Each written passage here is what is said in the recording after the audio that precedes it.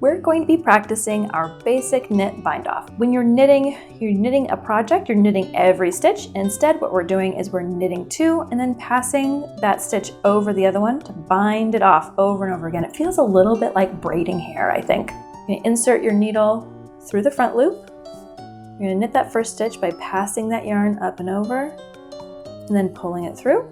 And I like to leave these loops maybe a little bit looser than I normally would on a normal row, and I'll tell you why in a second. So you can see it's a little bit big. We'll do that again in the second one.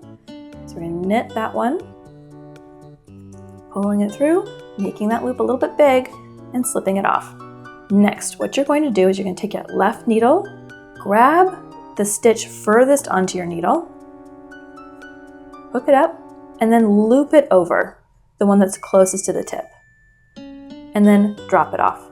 So now you've got one stitch on that needle again. I'm going to keep doing that all the way across.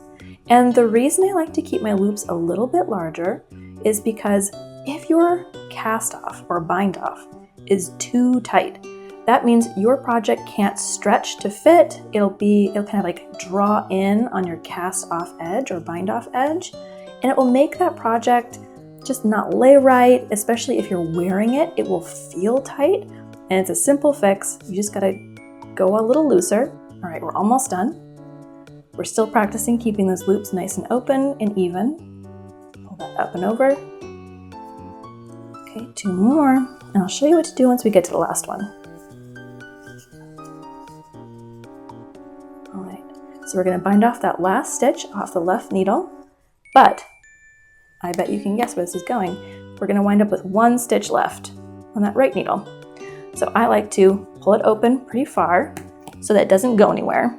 And then I'm gonna grab my snips and I'm gonna leave, again, that 5 to 6 inch yarn tail that I always recommend. It's a good length to practice on. Then I'm gonna keep my loop open, and I like to make the loop so that it faces the tail. If you twist it, it'll leave more of a bump than you'd like maybe. I like to keep it open and kind of flat so I can see this yarn tail is running through the back, going straight on. Thread that through and then pull it tight. Now you've got your bind off edge or cast off edge. You've got your yarn tail ready to weave in at the end and a nice sturdy even edge. And that's how to do the knit bind off.